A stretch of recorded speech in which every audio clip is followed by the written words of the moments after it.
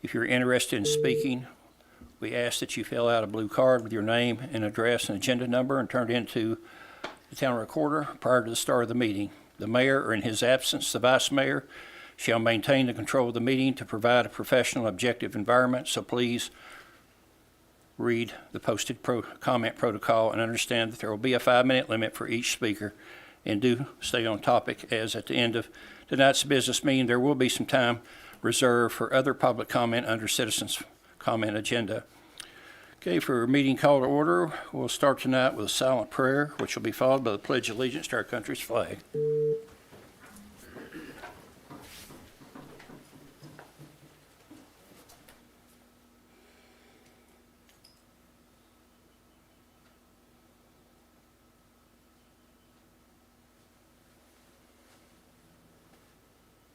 Pledge allegiance to the flag of the United States of America and to the republic for which it stands, one nation, under God, indivisible, with liberty and justice for all.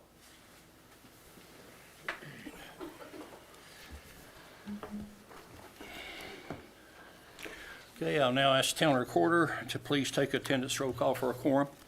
Alderman Burnett. Alderman Meyer. Here. Alderman Povlin. Here. Alderman White. Here. Mayor Williams. Mayor Williams here. We do have a quorum. Is there any agenda amendments? No, sir. None? Move to approve. Second. Okay, we have a motion and a second. All in favor of approval, vote by saying yes. Yes. Okay, let the record show that the March 23rd, 2023 agenda has been approved as posted. Okay, on the minutes, is there any amendments to the minutes? No, sir. None? Move to approve. Second. Okay, we have a motion and a second. All in favor of approval, say yes. Yes. Let the record show that the March 9th, 2023 minutes have been approved and will be recorded as official minutes of that meeting.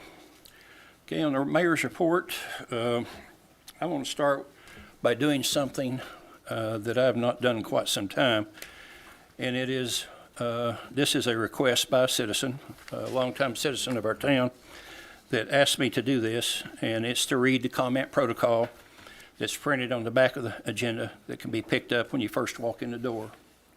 I think this sometimes has been overlooked in the past by some of our speakers, as well as a few of the observers who like to sit in the audience and make comments.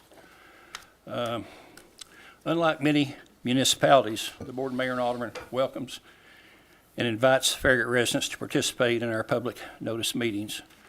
At the end of each meeting, there will be time reserved for a public comment under the Citizens Forum agenda.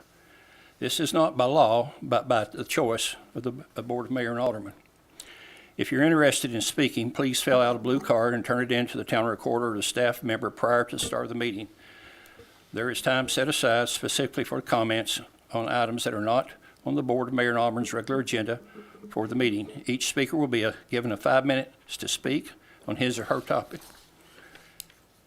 During the regular agenda portion of the meeting, there may be an allowance for public comment for each agenda item. The mayor may recognize individuals for public comment based on the following guidelines. The mayor shall maintain and control the meeting to provide a professional and objective environment. In the mayor's absence, it will be the vice mayor's duty to do this.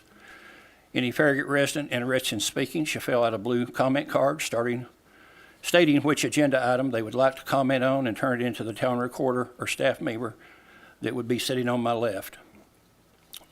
Speakers shall come to the podium and identify themselves by name and street address. Public comment shall be limited to 5 minutes per individual. Time for public comment may be amended at the discretion of the mayor or the vice mayor. Time is not transferable to other speakers. Now, if someone feels that they have a point that requires quite a bit of foundation and it takes more than 5 minutes, then let 2 speakers go back to back to finish the point. That would be something that we would allow. So speakers should strive to avoid redundancy. Each speaker should have their own original viewpoint. It's perfectly okay to agree with the previous speaker, but to move on and get your point across during your 5 minutes. Comments shall address the issue, not the individuals or the personalities.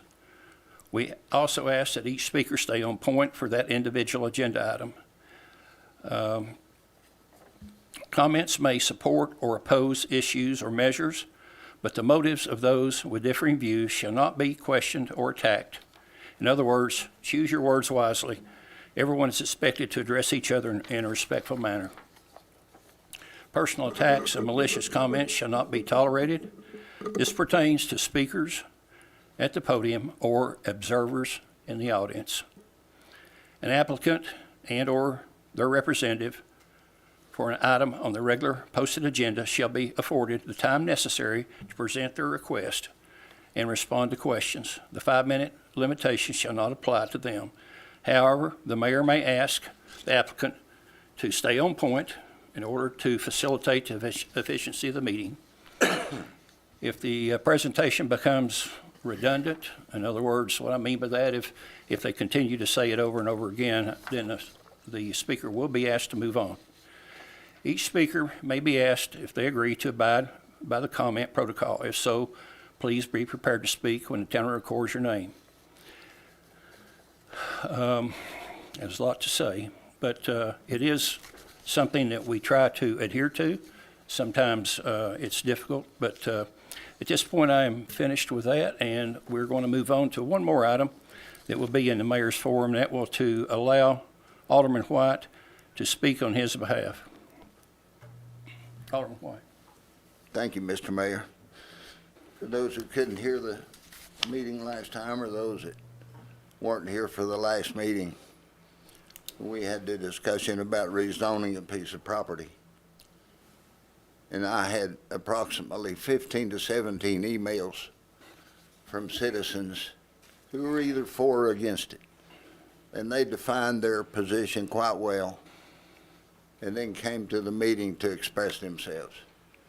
However, one individual that belongs to a little neighborhood group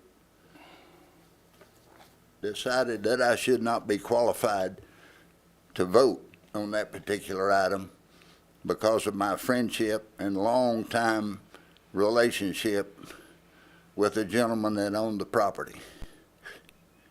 And it appeared that they were indicating that somehow I had swapped my vote for some kind of favor from the landowner, and that offended me.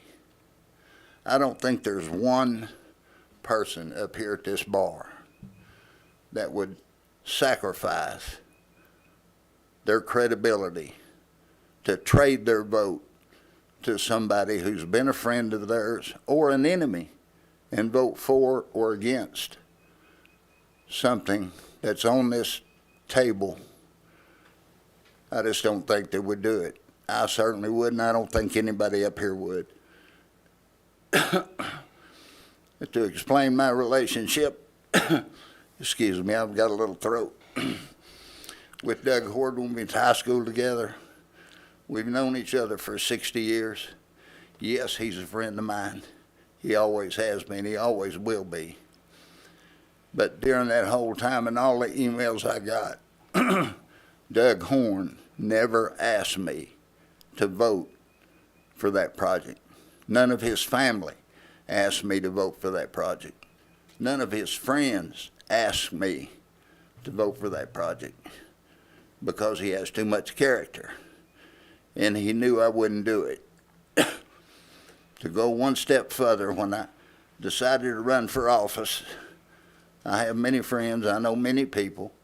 I had a lot of people wanting to support me in the campaign and provide me with funds to buy signs and everything. I didn't accept any money. That's on recording in the state of Tennessee. Anybody can get that information if they want to. I funded my whole campaign personally, just so I couldn't be accused of something like this. So, yes, I'm friends with a lot of people, but that would not influence my vote whatsoever, and I don't think it influences anybody up here. I think any one of these aldermen vote what they believe, vote what they think is best for the town. Some people are not going to like it. Some people are. But that's the way it is. However, if anyone thinks that I or anybody else have done something that is illegal and is against the code and should be looked into, then go to the code and read it. You'll find out there's a process. There's a process. If we violate that code, there's a process you go through, and you can get all the information you want to from the town attorney. But don't bring it here. I don't deserve it. These people don't deserve it. We're here because the people elected us, and we're here for the people. So don't bring it here. Take it somewhere else. Thank you, Mr. Mayor. Okay, you're more welcome, Mr. White. We appreciate your time. Okay, Vice Mayor, do you have anything to report tonight? You have nothing? Any of the rest of the aldermen? None? Okay. Tonight, we do not have an ordinance to look at, to review, or for public hearing, but we do have one request for a business item. And that request would be for approval of a driveway access revision and related variance from the distance between driveways requirements as provided for in the driveways and other access ways ordinance associated with the plan for the Concord Road substation on a portion of partial 03701, tax map 153, 3.66 acres, located at 1053 Concord Road, zoned A. LCUB is the applicant. Good evening. I'm Mark Shipley. I'll be presenting this item. This is a project, LCUB is looking to build a substation off of Concord Road, and they had a site plan that was originally taken to the Planning Commission in August of 2022, and it was approved. And that plan included an access off of a joint access easement that services the First Utility District wastewater treatment facility. It also provides access to secondary access to the Avenir Memory Care facility and the telecommunications tower at the end of the road. So really, LCUB is really just leasing the easternmost portion of First Utility District's wastewater property there. And they, First Utility District does not own the actual access easement that provides them access. And so LCUB encountered some issues trying to get that access formally approved by the property owner. And so they ended up having to revise their access as a result. And they ended up revising their site plan and landscape plans accordingly. So now the new access is proposed off of Concord Road. Concord Road is a major arterial street. The access points are required to be 400 feet apart. This proposed access is about 35 feet from the south property line. The south end of the access is about 35 feet from their southernmost property line. And it is over 400 feet from the access easement that they originally were going to access, but it's only 275 feet from a driveway to the south that currently accesses a single-family house. So they went before the Planning Commission for not only a request for this access, but also a variance from that 400-foot distance requirement in the driveways and other access ways ordinance. This access was, when the LCB first came to staff, of course I went to the town engineer, we looked at this, and this particular access point is at a point along Concord Road where there's a raised median. And so effectively this access is a right in, right out. There's no way you're gonna, well, I mean, anybody could do it, but you'd have some car damage if you tried to make a left northbound out of there. And obviously this access has very limited use. It serves a very unique type of development that would not likely change to a development that would have more access needs in the future. So for all those reasons, the staff felt comfortable with this access request, and it was recommended for approval when it was taken to the Planning Commission. The Planning Commission, at their meeting in February of 2023, did unanimously recommend approval of this access point and the associated variance. And the staff recommends approval of the access and variance from the driveways and other access ways ordinance. I'm going to move to approve the proposed access and associated variance for the reasons laid out in this staff's report. Okay. Mark, do we have any, You have one speaker. Okay. John Mailer. okay. Mr. Mailer? Would you like to step to the podium, please? Have you read the Yes, sir. protocol? Yes, sir.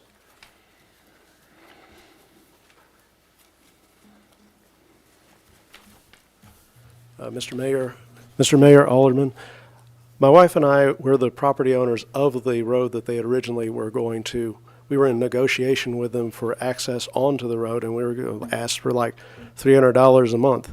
And Ron Cronin had originally approached us, and we sent back what our points were to them, and we thought that would work out well because then they could turn left onto Concord Road going north and south onto Concord Road going south instead of having to build something new. And they were already, he said, leasing sounded like a good thing, and we'll get back to you.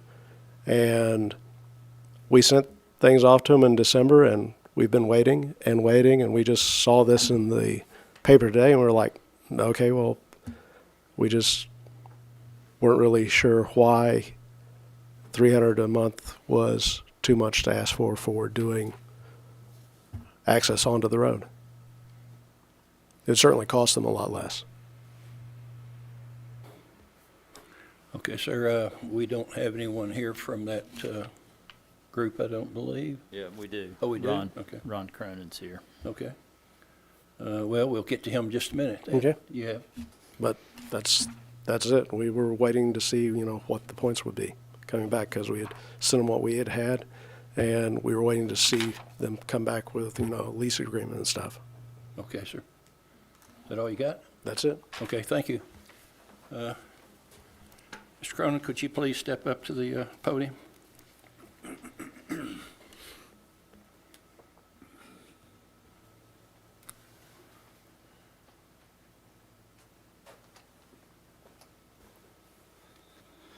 Hi, I'm Ron Cronin with Lenore City Utilities, and Mr. Malin's correct. We did first approach them about trying to use the private easement road there. And to be honest, we were willing to pay a certain amount for access to that road.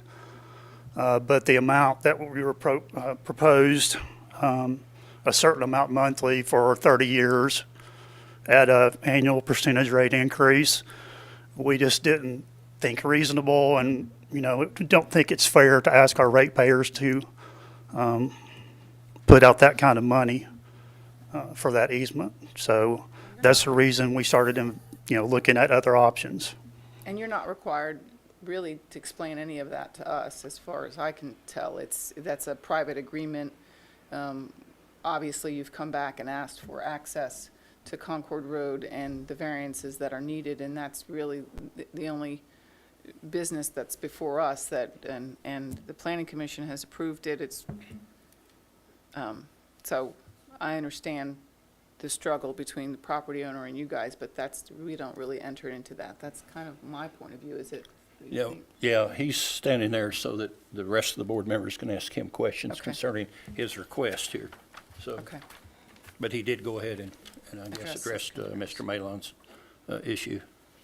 So we'll start off with Alderman White. No questions? None? Okay. Alderman Meyer. Pass. Alderman Burnett. No questions. Vice Mayor. I don't have any either. So at that point, I think we've had a sufficient chance for discussion, and I will ask all in favor, vote by saying yes. Yes. Yes. Any noes? Okay, let the record show that the request has been approved. Okay. Town administrator's report will be next. Well, I had a lengthy report planned, Mayor, but I don't want to hold anybody up from the UT basketball game tonight, so I will pass this evening as well. Okay. Well, our town attorney's not here tonight, so, He's already at the game. He's at the game. He's in New York. we're at the game, you're right. Do we have any citizens' comment for anybody sir. signed up? Okay. Then the time is approximately 6:26, and without objection, the March 23rd, 2023 Farragut Board of Mayor and Aldermen meeting is now adjourned.